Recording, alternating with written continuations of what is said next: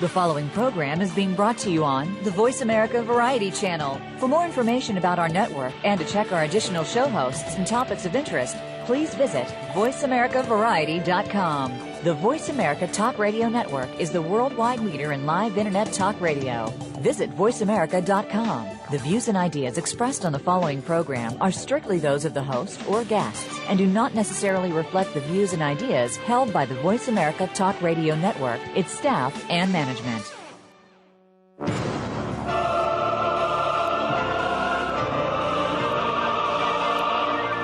Welcome to Crime Prevention 101. We're so happy you joined us this week.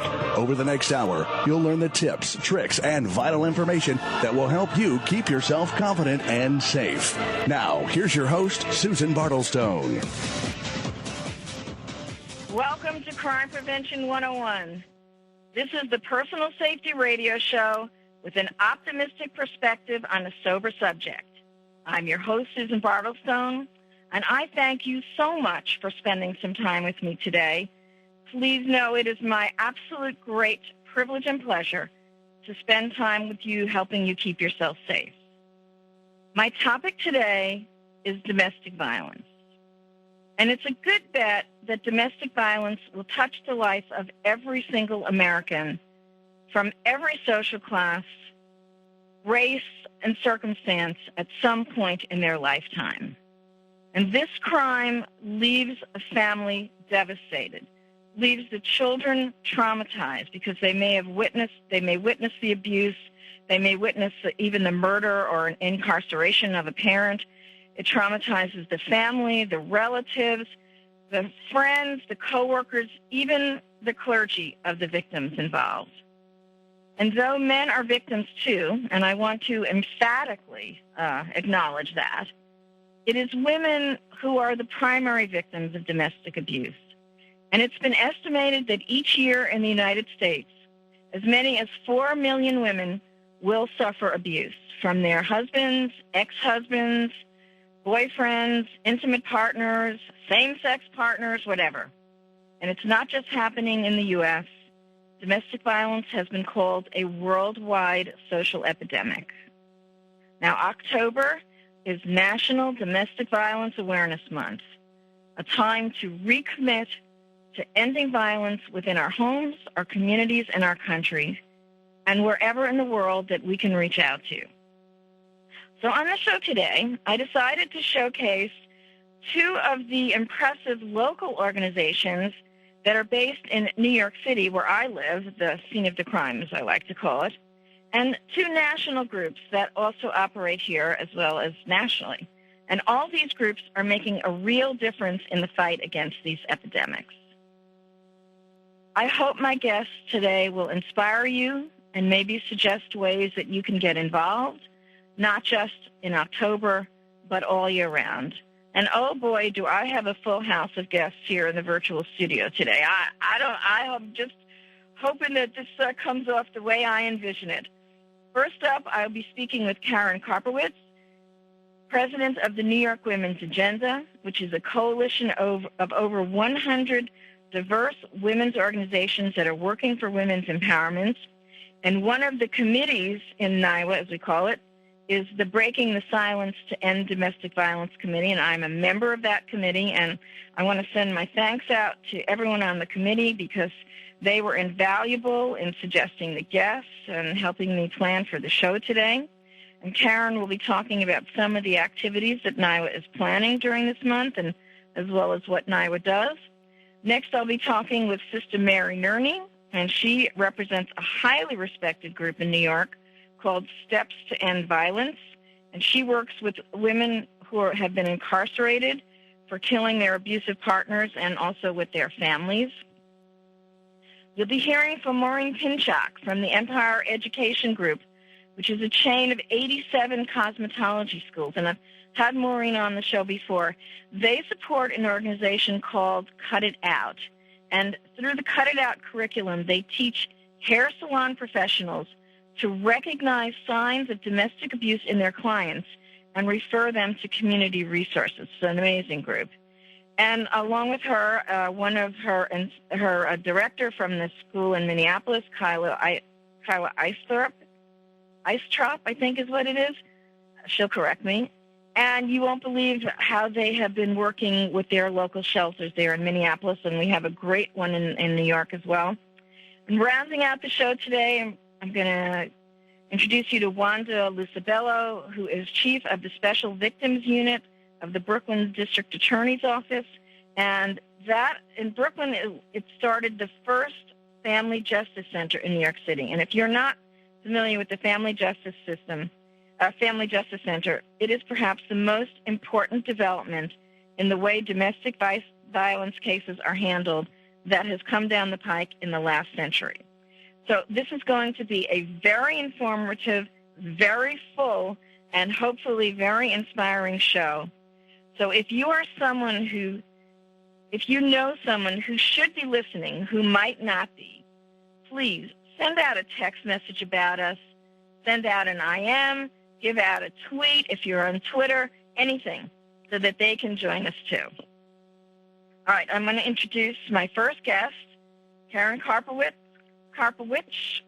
she'll correct me, is the president of New York Women's Agenda. This is a women's advocacy group that represents 100 women's associations, and she spent a lifetime involved with women's empowerment. Karen, welcome. Thank you so much for having me. Did I pronounce it right? Karpowich. Karpowich, I did. All right.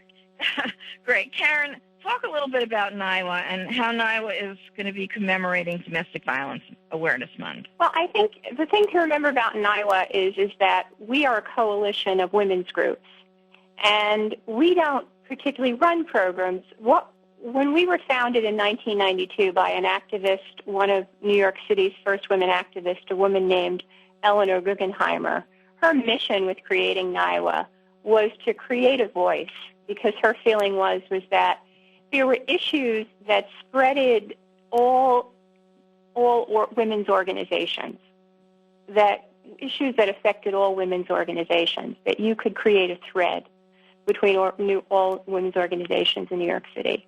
And her feeling was that if NIWA could bring those organizations together, whether they're women in construction, whether it's professional women like New York Women in Communication or women in finance, if you could bring all those groups together, that you could identify what those key points were, what those stakes in the ground are. And in 1992, when the organization was founded, there are things that we deal with like economic security, literacy.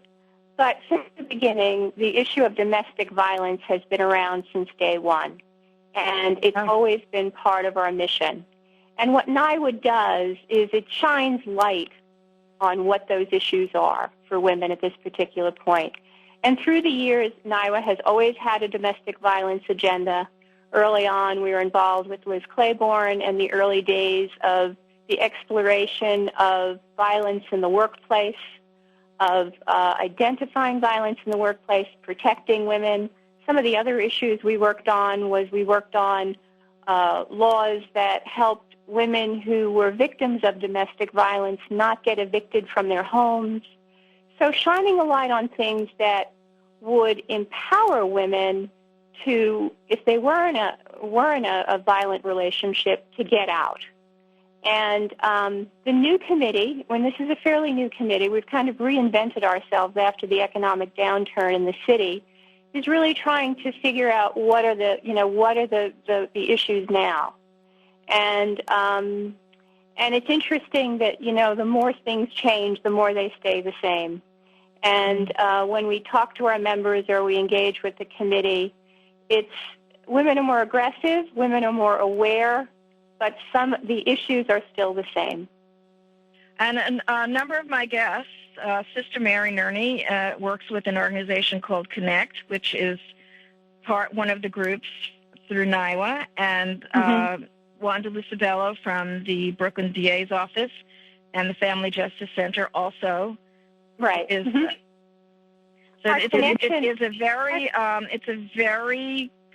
really when you talk about diverse group, it's a very empowering to have that kind of community input, and that's what makes it wonderful. And I know we were at the last meeting, we were talking about doing some really interesting things and helping other groups. It's the partnering.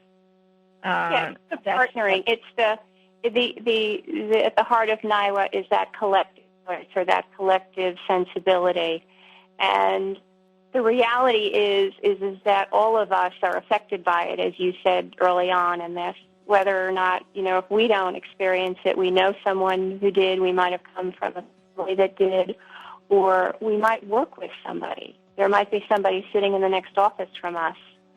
And I think one of the things that we had talked about, and one of the members of the committee talked about, because we represent a lot of women, professional women's organizations, and, women who are doing fairly well, who, especially in New York City, with so many people in the financial sector who are losing their jobs, and just what the impact of that economic downturn in those the upper middle class community is, and now how it's affecting professional women. Mm-hmm. Whether it's abuse through physical abuse or even abuse through, just through manipulation of money and power. Exactly. Karen, if people want to contact you and find out how to start a women's agenda in their area, give out that. Okay, our website is www.nywa.org.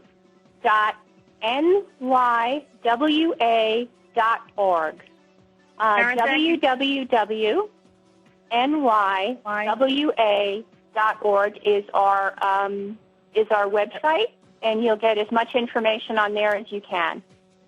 Karen, thank you so much for starting us off. Coming up, and we're going to do more about Domestic Violence Awareness Month. I've got Sister Mary Nerney coming up. Stay tuned.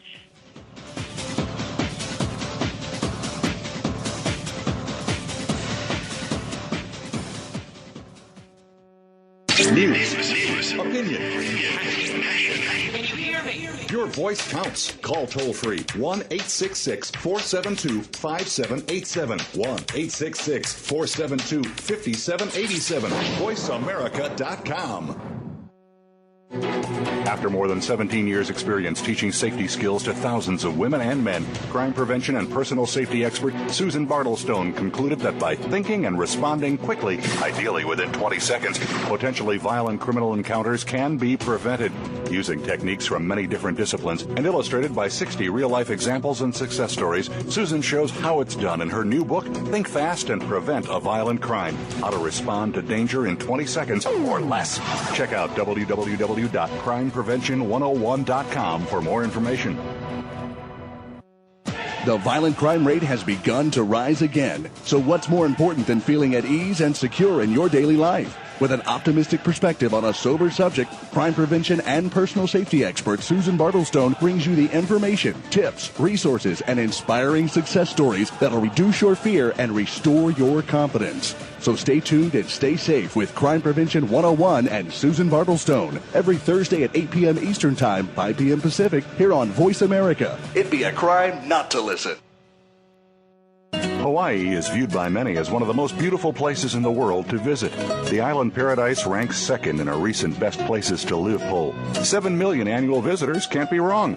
Now, bring a little aloha to your life each week by tuning in to From Hawaii with Love, featuring Joy Curdy and Jenny Fujita. You'll get a new perspective of life in the islands from those who live there and get a behind-the-scenes look at customs and traditions. Tune in every Thursday at 3 p.m. Pacific Time, 6 p.m. Eastern on the Voice America Variety Channel. Mahalo. Streaming live. The leader in Internet talk radio. VoiceAmerica.com.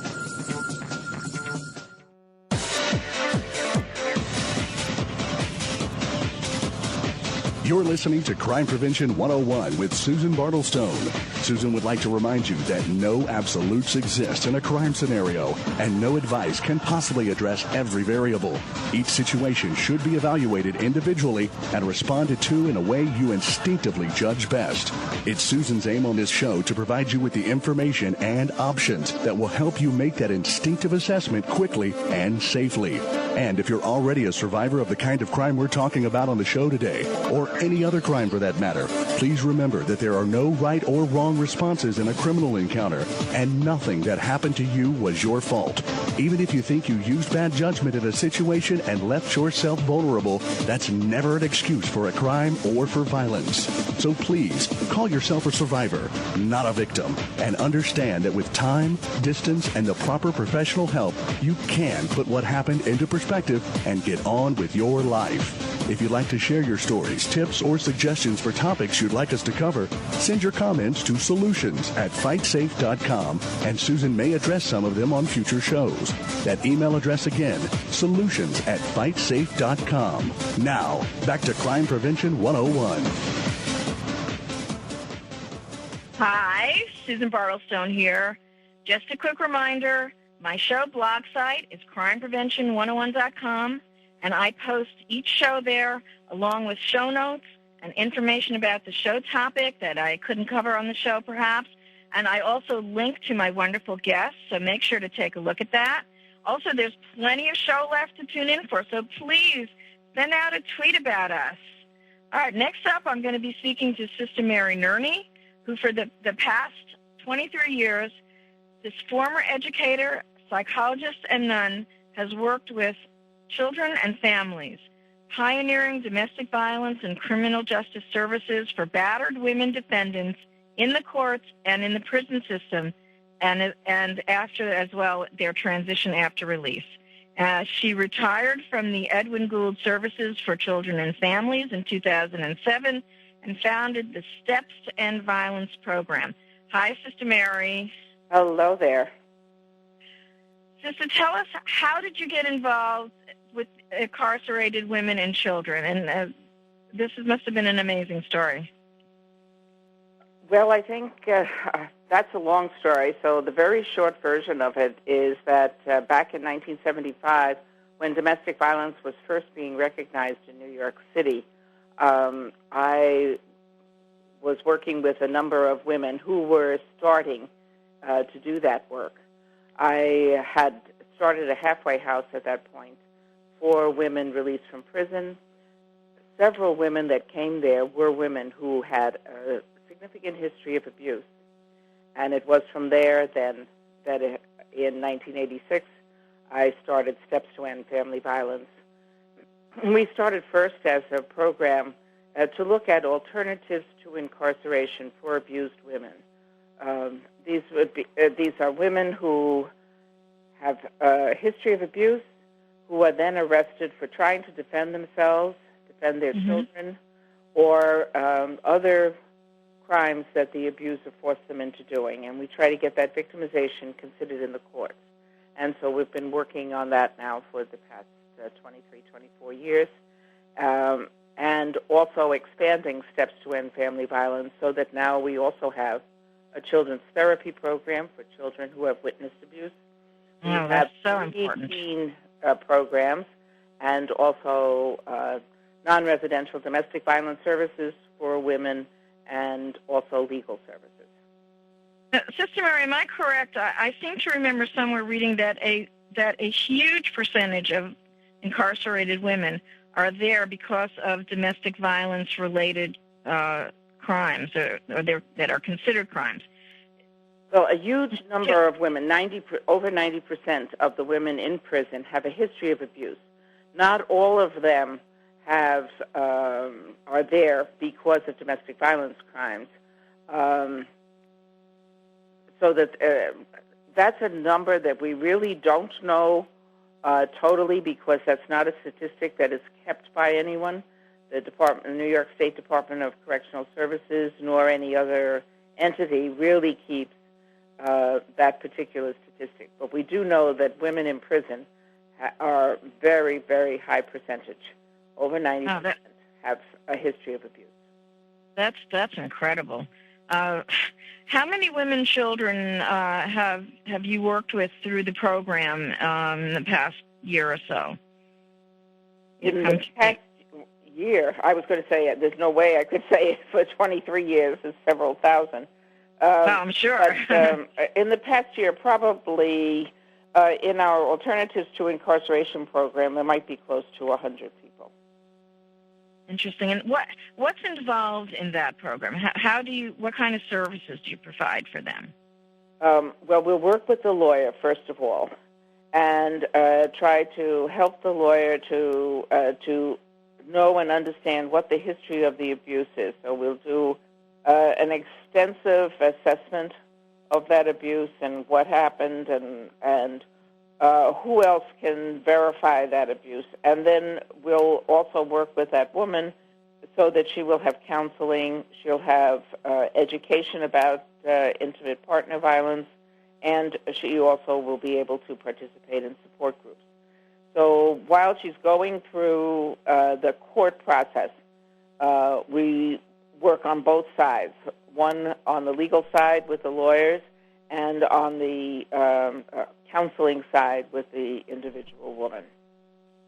One of the really hard things is that people that get out of abusive situations, and it can take years to get them out of it, often ends up back in the same kind of a situation, and they tend to go back to their abusive partner over and over again, and then finally when they get out, end up in another abusive relationship. Do you address that kind of thing in the program? Well, that's part of the education. If somebody doesn't, where do we learn about intimate partner violence? Where do we learn about that?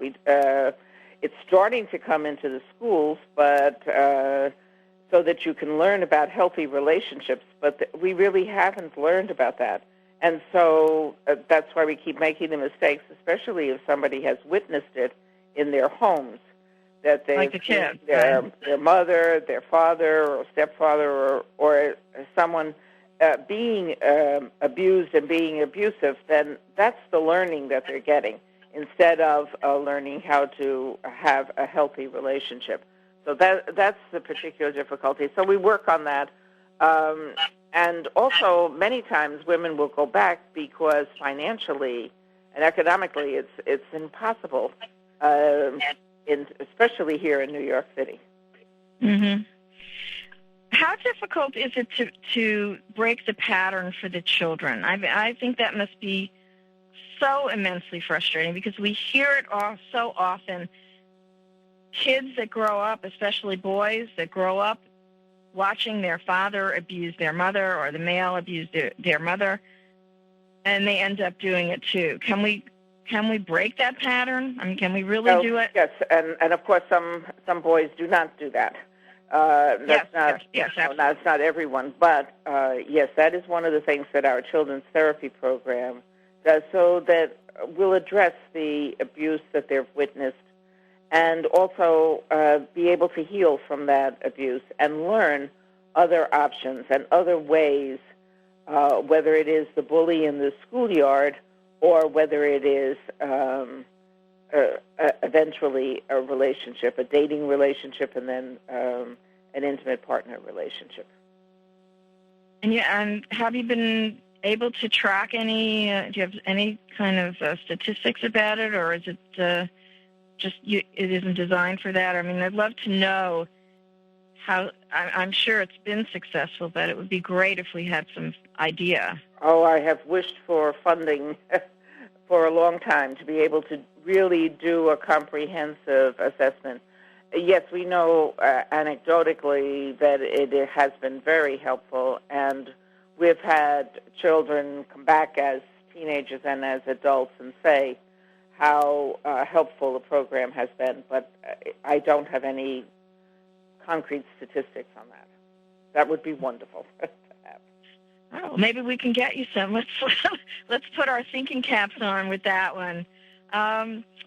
Anything to sum up? What do you think is the most important thing to know about domestic violence, or what would you want to reach out and say to the women before they end up in your incarcerated alternatives to incarceration program? Well, I think the most important thing is that no one deserves to be abused. There is nothing that anyone can do to you that, or that you can do that is deserving of being abused. So that's the first thing, is for women to realize that this is not right, that any form of abuse is not right, and to be able to seek help, to get to a domestic violence program, to get to someone, a church member, clergy, someone who will listen to them and be able to do that. And then if there is abuse, that the police response has definitely improved over the years. It still needs a little help, but it is so much better, and to please get orders of protection and to be able to address it in family court and criminal court. Well, thank you, Sister Mary. How can people get in touch with you if they want more information on how to set up some programs to deal with incarcerated women and families? I'll give you my my office number, which is area code 646-315-7636. And do you have a website that people can go to? StepsToEndFamilyViolence.org.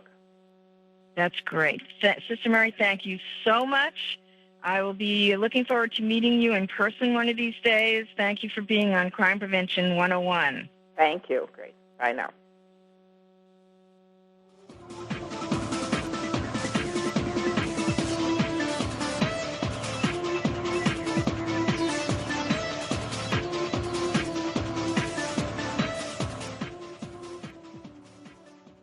Talk, talk, talk. That's all we do is talk. If you'd like to talk, call us toll-free right now at 1-866-472-5787. 1-866-472-5787. That's it. VoiceAmerica.com. After more than 17 years' experience teaching safety skills to thousands of women and men, crime prevention and personal safety expert Susan Bartelstone concluded that by thinking and responding quickly, ideally within 20 seconds, potentially violent criminal encounters can be prevented. Using techniques from many different disciplines and illustrated by 60 real-life examples and success stories, Susan shows how it's done in her new book, Think Fast and Prevent a Violent Crime: How to Respond to Danger in 20 Seconds or Less. Check out www.crimeprevention101.com for more information. It's sex education like you've never heard before. Want to improve your love life? You know, that love life. Join sexual wellness expert and certified erotic educator Jaya for Sex with Jaya. She'll bring you cutting-edge techniques to expand your erotic repertoire. Jaya will offer advice and speak with guests who will shed light on everything to do with sex. You can even listen together with that special someone. Sex with Jaya is broadcast live every Friday afternoon at 1 p.m. Pacific Time, 4 p.m. Eastern Time on the Voice America Variety Channel. The violent crime rate has begun to rise again. So what's more important than feeling at ease and secure in your daily life? With an optimistic perspective on a sober subject, crime prevention and personal safety expert Susan Bartelstone brings you the information, tips, resources, and inspiring success stories that'll reduce your fear and restore your confidence. So stay tuned and stay safe with Crime Prevention 101 and Susan Bartelstone every Thursday at 8 p.m. Eastern Time, 5 p.m. Pacific, here on Voice America. It'd be a crime not to listen. The Internet's #1 talk station. #1 talk station. VoiceAmerica.com.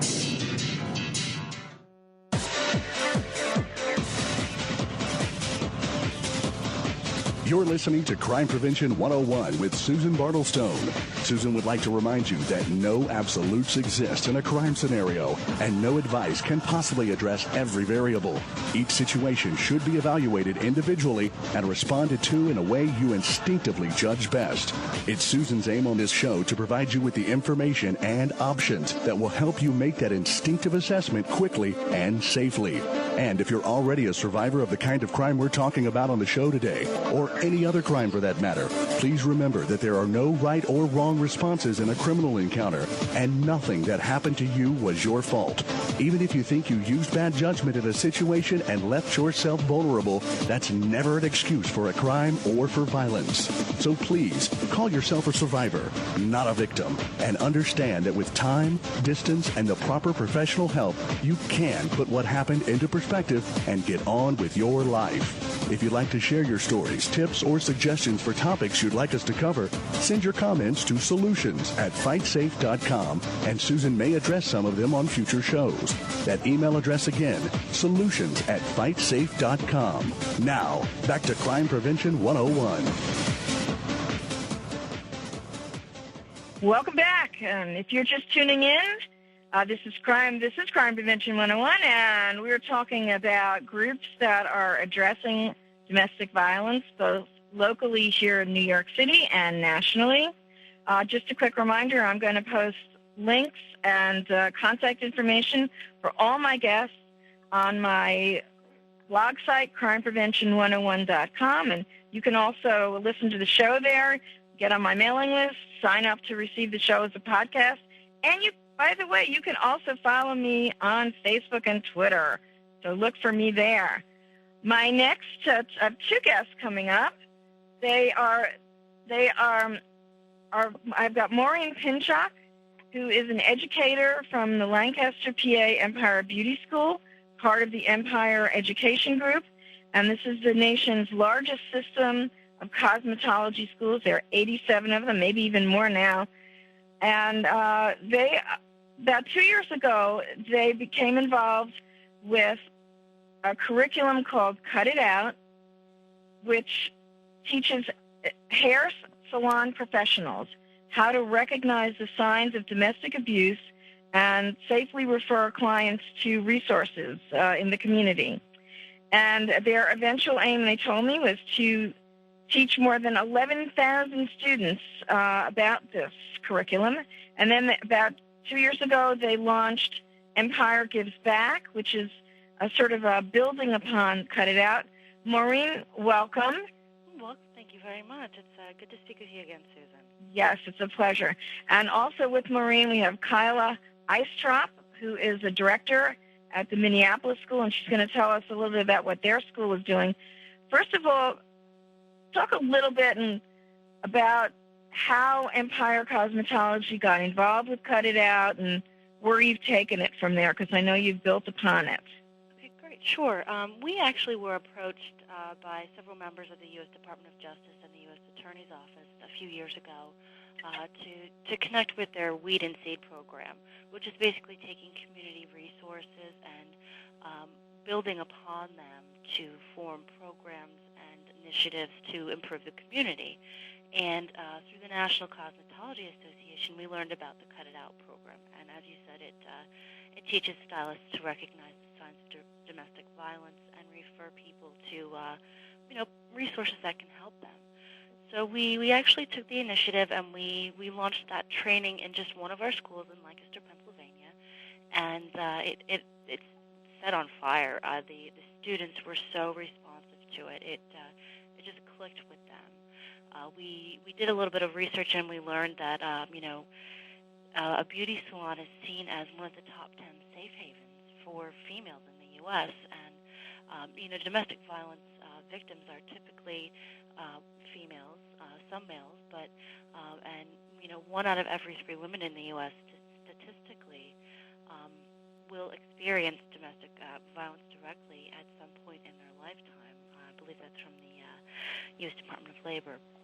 So we, obviously having predominantly female student bodies, felt that connection that Cut It Out taught the stylists to recognize these signs. It really it resounded with the students, and they really connected with it, and they were very passionate about it. They were asking when they would get their training again, when would they be able to, hand out information cards, where could they get more information, and they started opening up and sharing their stories, and we've even been able to help some of our own students and staff just by making them aware of this program. It's something that's often hidden from view. People don't tend to talk about it. It's something that's been very hidden from view for many years. And bringing this to the surface has also brought a lot of help to not only our students and our educators, but the clients that are in our student salons across the country. We've seen so many positive results and so many great community partnerships with local police departments and local shelters. All of our we were 87 schools last year. We're 94 schools currently. 90. We have grown. And Maureen, the whole premise of the Cut It Out program that you kind of taken off on was that women are very often more likely to confide in their hairdresser than they are with a family member or a professional. Mm-hmm. It's one of those common things where you have your stylist. As soon as they touch your hair or your shoulders, it's like your mouth opens and the floodgates open up. It's an incredible thing, and that connection that you have with your stylist is what the Cut It Out program builds upon. You might see your stylist every 6 weeks on average, which is close to 10 times a year. You see your doctor maybe once or twice a year. Mm-hmm. So you probably see them once a month, actually. I mean, I know I see mine once a month. And okay, and I'm getting a message here. Can you talk a little bit louder, because they're having problems hearing you on my engineering end. Oh, I want to make sure everyone hears this message. And the students are taught through the curriculum to recognize bruises, things like that are consistent with domestic violence. And then what do they do from there? Well, they will take that and they will passively open up to the client to find out if they are indeed exhibiting physical, but sometimes even emotional things. They might talk about their partner being controlling or manipulative. They might have unpredictable mood swings. They might be isolated from their friends or family. If they have a fear of doing something drastic as far as getting their hair cut drastically, or a significant color change or something like that. Sure. Because they might be fearful that their significant other would react negatively. It teaches you to recognize the signs of fear and them talking about their partner being possibly controlling or manipulative. And you would safely. That's it's amazing that the hairdresser is in that position to spot it. I think that was such a brilliant idea. Kyla, let me talk to you a little bit. Talk about how you're the director at the Minneapolis school. Yep. And tell me about how the Empire Gives Back program is done in your school, and what kind of events you hold, and how you work with the shelters and so forth. We've adopted one shelter, and we work very closely with them. We try to have someone from the Cut It Out organization in about every 3 months, quarterly, because we have new students coming in every 6 weeks. They come in, they do the training like Maureen talked about, and we also have, with the partnership of our shelter, we have done, like when they've had a banquet fundraiser, we'll have students go out there, help them in any way they can, set up, get ready for it, meet and greet. We also have our National Day of Beauty coming up, October 24th, where our entire day is donated to the Cut It Out program, to our shelter of choice. And it's really an active part of our everyday school here. This is what blows me away. This is the kind of grassroots thing that people can get involved with and really make a difference. And I just think it's fantastic. Now, Maureen, if people, first of all, I want to give the Cut It Out website, which is cutitout.org. Mm-hmm. And Maureen, the Empire Beauty School website, what is that? The Empire Beauty School website is empire.edu, but we also have a website dedicated to the Empire Gives Back program, which has links to all of the states across the U.S., their coalition against domestic violence, so that someone can go there to get help. And it also has the locations of our schools if they want to go there to get a complimentary service. We do partner with the shelters that we do give the shelter residents complimentary services. And we also are launching a scholarship program this year. So if you go to EmpireGivesBack.com, you can learn all about the different facets of the program. Fantastic. And Kyla, if people want to contact you about some of the things that you've instituted, how can they get in touch with you? They can KAISTROP at empire.edu. Okay, Kyla, Maureen, thank you so much. All right, coming up, we're going to be talking about the Family Justice Center, which is one of the most important advances in addressing domestic violence in the 20th and 21st century. Don't want to miss this.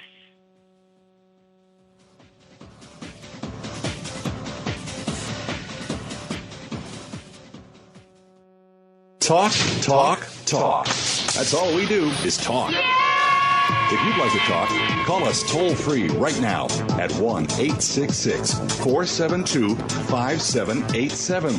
1-866-472-5787. That's it. VoiceAmerica.com. After more than 17 years' experience teaching safety skills to thousands of women and men, crime prevention and personal safety expert Susan Bartelstone concluded that by thinking and responding quickly, ideally within 20 seconds, potentially violent criminal encounters can be prevented. Using techniques from many different disciplines and illustrated by 60 real-life examples and success stories, Susan shows how it's done in her new book, Think Fast and Prevent a Violent Crime: How to Respond to Danger in 20 Seconds or Less. Check out www.crimeprevention101.com for more information. Are you a real sports fan? Get ready to talk football and anything else sports with Kwame Lassiter, formerly with the Arizona Cardinals, San Diego Chargers, and St. Louis Rams. Kwame's got the experience, so he's prepared to talk sports with you every week on Kwame Lassiter's Sports Talk. It's on the Voice America Sports Network every Tuesday at 9 a.m. Pacific Time, noon Eastern Time. Get ready for unpredictable fun and sometimes a sarcastic look at the world of sports. That's Kwame Lassiter's Sports Talk on the Voice America Sports Network. The violent crime rate has begun to rise again. So what's more important than feeling at ease and secure in your daily life? With an optimistic perspective on a sober subject, crime prevention and personal safety expert Susan Bartelstone brings you the information, tips, resources, and inspiring success stories that'll reduce your fear and restore your confidence. So stay tuned and stay safe with Crime Prevention 101 and Susan Bartelstone every Thursday at 8 p.m. Eastern Time, 5 p.m. Pacific, here on Voice America. It'd be a crime not to listen. Stimulating talk. It gets those synapses in the brain firing really fast. All the time. The #1 Internet talk station where your opinion counts. VoiceAmerica.com.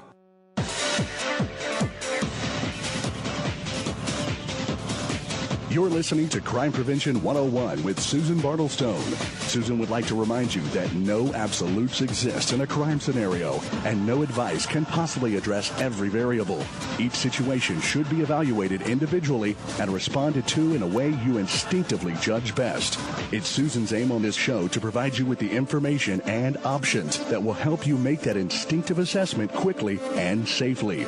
And if you're already a survivor of the kind of crime we're talking about on the show today, or any other crime for that matter, please remember that there are no right or wrong responses in a criminal encounter, and nothing that happened to you was your fault.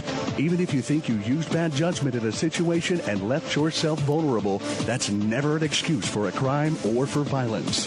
So please, call yourself a survivor, not a victim, and understand that with time, distance, and the proper professional help, you can put what happened into perspective and get on with your life. If you'd like to share your stories, tips, or suggestions for topics you'd like us to cover, send your comments to solutions@fightsafe.com, and Susan may address some of them on future shows. That email address again, solutions@fightsafe.com. Now, back to Crime Prevention 101. Well, this is Crime Prevention 101. I'm Susan Bartelstone, and I want to welcome Brooklyn ADA Wanda Lucibello. She is the chief of the Special Victims Unit of the Brooklyn District Attorney's Office, and that center. That office started the first Family Justice Center in the city, and the Family Justice Center is the answer to the question, why doesn't she just leave? Maureen, welcome. Hi, Susan. I wish I had more time. We're gonna have to bring you back because this is just too important. We just have a few minutes. Tell us quickly, what is a Family Justice Center, and how did it come about in Brooklyn?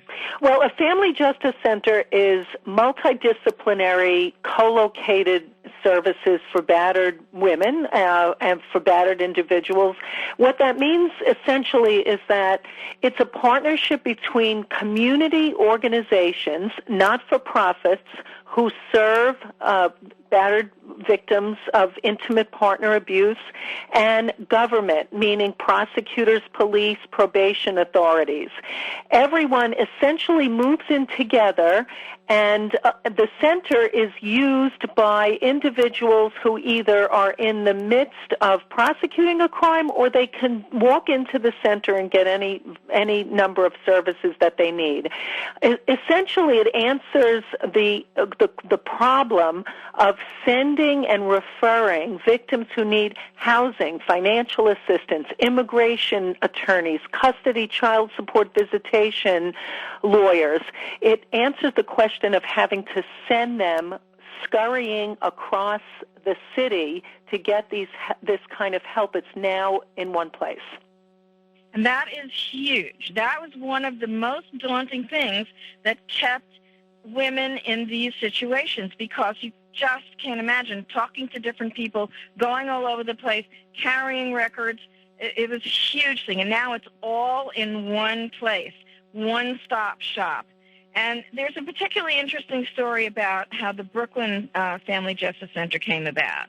My boss is the elected DA in Brooklyn, Joe Hines, is really the person who's the visionary and the architect of all of our prevention strategies. And he began, when he was elected in 1990, to have prosecutors specialize in domestic violence. He created a special unit. But most importantly, he created alliances, profound relationships with not-for-profit, small organizations in the community that were helping battered women at a distance from the DA's office.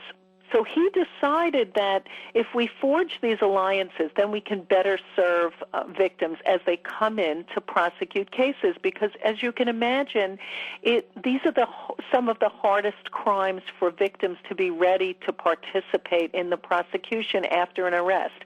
So once these alliances were formed, and by the way, the vision that he had came from growing up in a household where he witnessed his father beating up his mom, often in an alcoholic rage.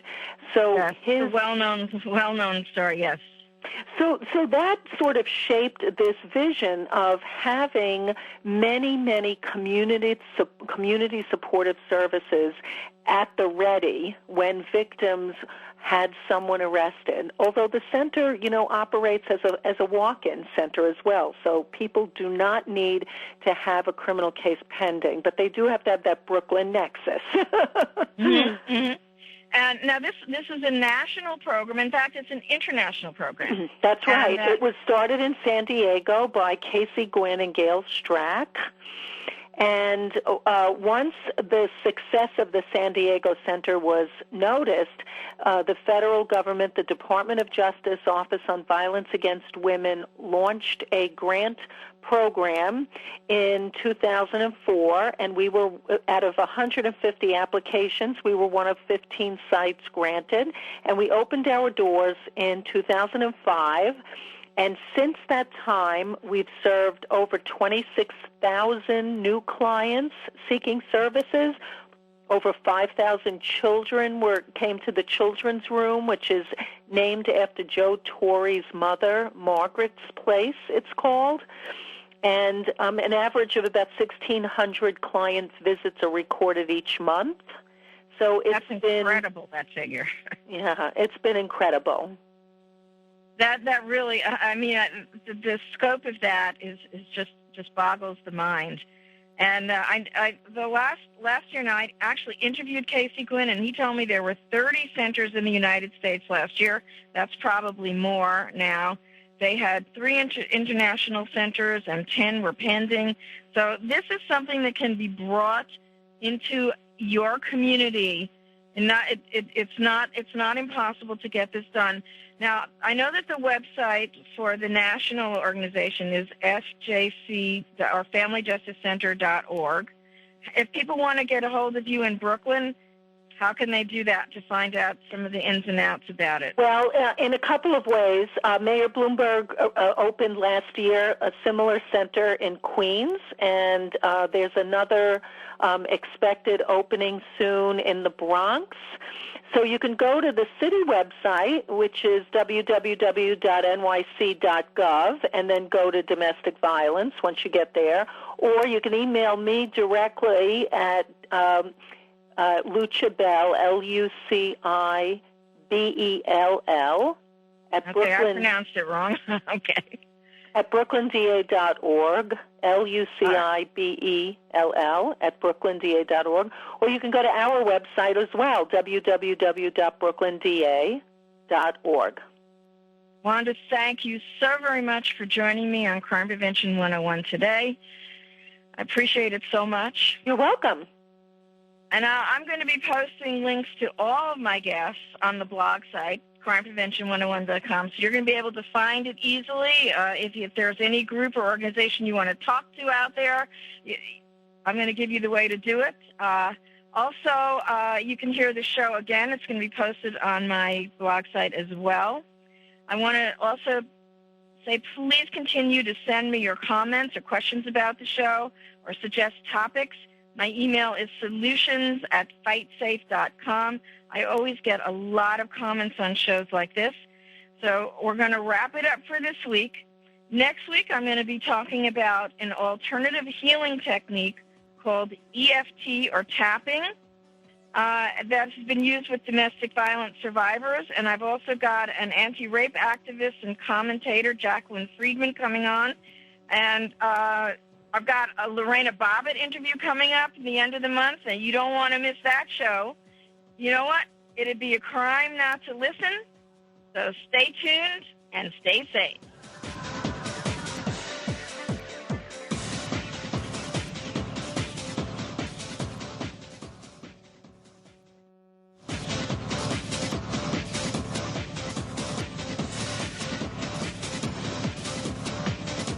We hope you got some useful information and inspiration this week on Crime Prevention 101. Susan Bartelstone invites you to join us again next Thursday at 5 p.m. Pacific and 8 p.m. Eastern Time here on Voice America. If you want to learn more about Susan's guest, sign up for her newsletter, or find out about upcoming teleseminars and workshops, go to www.crimeprevention101.com today. Have a great week and a safe week.